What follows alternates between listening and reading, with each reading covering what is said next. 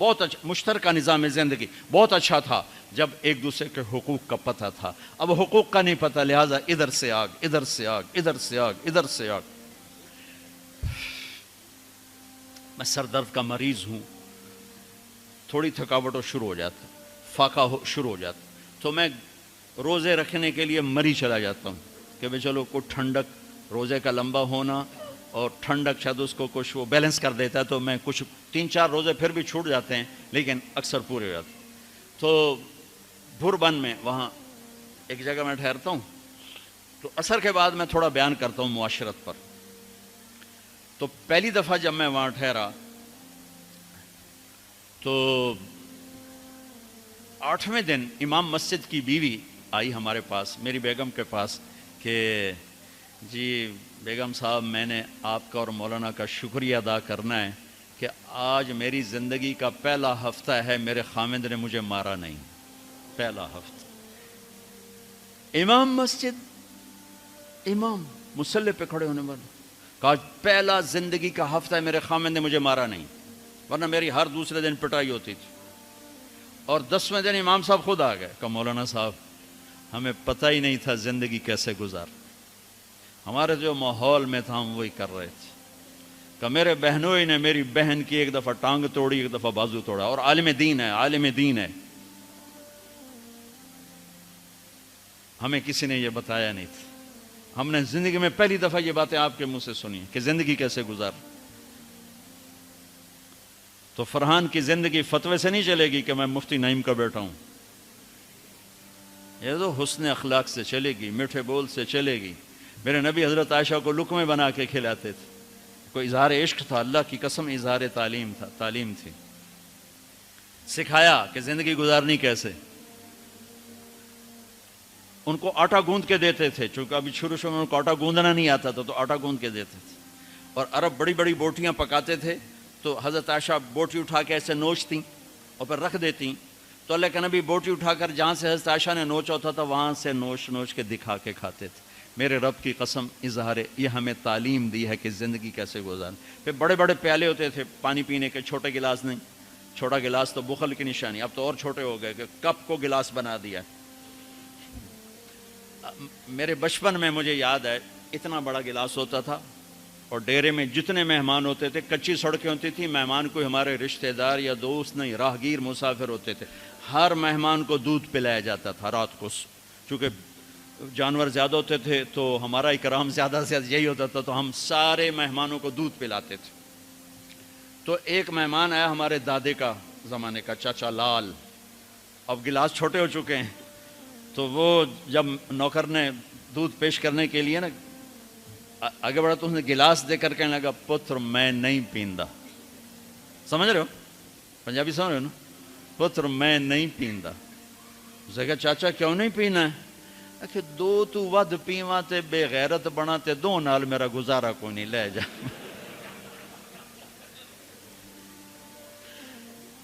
تو بخل کا زمانہ آ گیا، چھوٹی چھوٹی گلاسیں آ گئی. تو بڑے بڑے گلاس ہوتے تھے، تو اما عائشہ رضی اللہ عنہا پانی پی رہے ہیں، رکھ دیا. میرے نبی اٹھا کر جہاں حضرت عائشہ کے ہونٹ لگے ہوتے تھے وہاں ہونٹ رکھ کے پانی پیتے تھے. صرف تعلیم. جس ہستی نے اللہ کو آنکھوں سے دیکھ لیا ہو اس کو کسی چیز کی رغبت ہو سکتی ہے؟ جنت بھول جائے گی جب اللہ اپنا دیدار کرائیں گے اور پھر پردہ پوشی فرمائیں گے تو کہیں گے یا اللہ جنت نہیں چاہیے، تو چاہیے، بس تجھے دیکھتے رہیں، بیٹھے رہیں تصور جانا کیے ہوئے از لذت دیدارش، خسرو چتواں گفتن سر دادن و جان دادن نادیدہ رخ یارے. امیر خسرو کہہ رہے ہیں کہ یا اللہ بن دیکھے تیرے لیے لوگ سولیوں پہ چڑھ گئے، اوروں سے چر گئے، چھروں سے کٹ گئے. بن دیکھے تیرے عشق میں جب تجھے دیکھیں گے تو کیا حال ہوگا. از لذت دیدارش خسرو چتواں گفتن سر دادن و جان دادن نادیدہ رخ یار. تو جس ہستی نے اللہ کو دیکھا ہو ان کے لیے عورتوں کی کیا رغبت ہے. یہ صرف سکھانا. ایک حدیث سنا دے، ما تزوجت وما زوجت الا بوحی من السماء نزل به جبریل. لوگوں میں نے جہاں شادی کی، میں نے جہاں بیٹی دی، پہلے آسمان سے وحی آئی، پھر میں نے قدم اٹھایا. اللہ کی قسم ہمیں سکھانے کے لیے تھا، ہمیں سکھانے کے لیے۔ ہاں سفر سے واپسی ہو رہی ہے، ٹھیک ہے، آپ نے صحابہ سے کہا چلو بھائی تیز ہو جاؤ، وہ سارے تیز ہو گئے، یہاں تک کہ نظروں سے غائب ہو گئے، ٹھیک۔ تو اب کون رہ گئے؟ اما عائشہ اور میرے نبی۔ تو اما عائشہ نہیں، میرے نبی نے کہا عائشہ دوڑ لگائیں، دوڑ لگائیں، گل لگائیں۔ اللہ اکبر، مفتی نعیم کا اتنا بڑا پیٹ، یہ دوڑ لگائے گا بیگم کے ساتھ؟ اور مولا منظور مینگل کا اس سے بھی بڑا ہو گیا، یہ لگائیں گے؟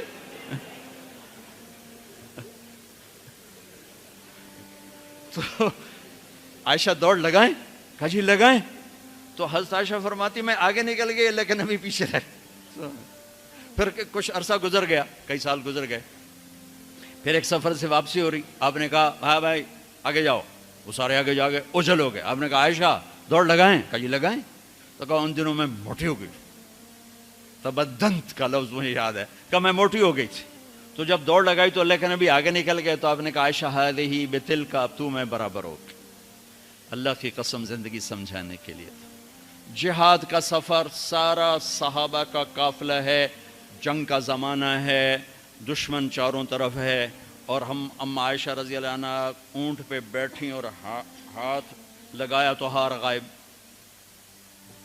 فرمایا میرا تو ہار کوئی نہیں، میں تو نہیں جاؤں گی، میرا ہار ڈھونڈو۔ تو میرے نبی نے نہیں فرمایا چل بیٹھ، اتنے لوگوں کو تو پریشان کرتی ہے، تجھے پتہ نہیں میں نے سبق پڑھانا تو میرے پیچھے پڑ گئی،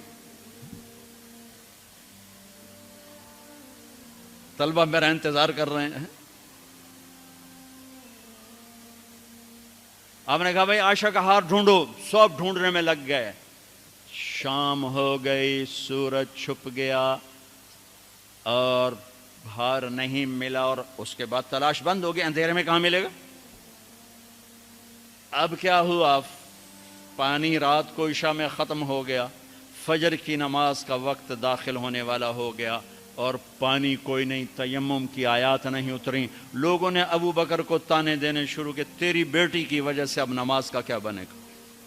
ابو بکر غصے میں آئے اما عائشہ کے خیمے میں، تو اللہ کے نبی گود میں سر رکھے سو رہے تھے، اب آپ تو باپ تھے، تو آ کر اب بول تو سکتے نہیں، اور چہرے سے دوری تیری وجہ سے ہو، اور یہاں پسلی میں ماری انگلی، زور سے انگلی ماری، تو کہتے میں ایسے سخت ہو گئی تاکہ میرا بدن حرکت نہ کرے کہ کہیں اللہ کے نبی اٹھ نہ جائیں، تو چہرے سے غصے کا اظہار کر کے، اور میرے والد مرحوم جو تھے نا وہ گالیاں بہت نکالتے تھے، ان کی بخشش کر، پنجاب کے ذمہ دار کیا تھا، جب میں تبلیغ میں لگ گیا تو اب وہ عادت مجھ سے شرماتے تھے، تو جب میں ہوتا تھا نا تو نوکر کو بلا کر اس کو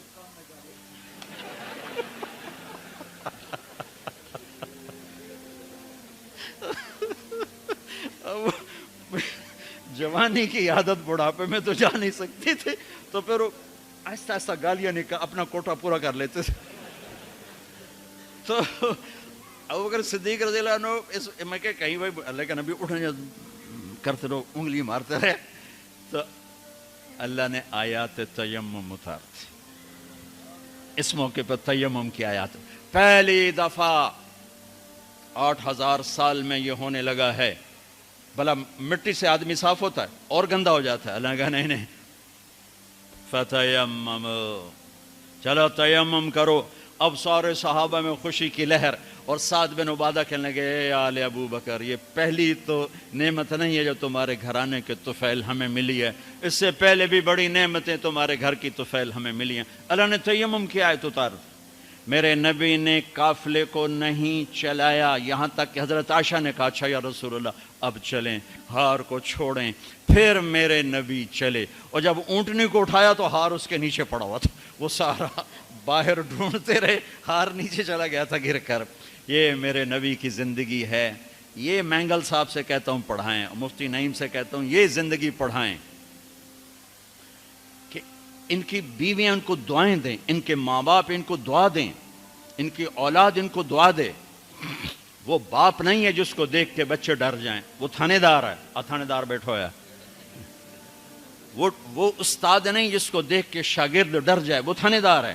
وہ خامد نہیں ہے جس کو دیکھ کے بیوی سہم جائے وہ تھانے دار ہے، خامد وہ ہے جس کو دیکھ کے بیوی خوش ہو، باپ وہ ہے جس کو دیکھ کے اولاد خوش ہو، استاد وہ ہے جس کو دیکھ کے شاگرد خوش ہو۔ اپنے مصنوعی روب جمانا کہ استاد کی ہیبت ہونی چاہیے، ارے ہیبت، محبت ہونی چاہیے، محبت سے علم منتقل ہوتا ہے، ہیبت سے نہیں ہوتا، محبت سے جا کر فریکوینسی ملتی ہے، کال ملتی ہے اور پھر جذبات منتقل ہوتے ہیں۔ تم ہیبت بٹھانے کے چکر میں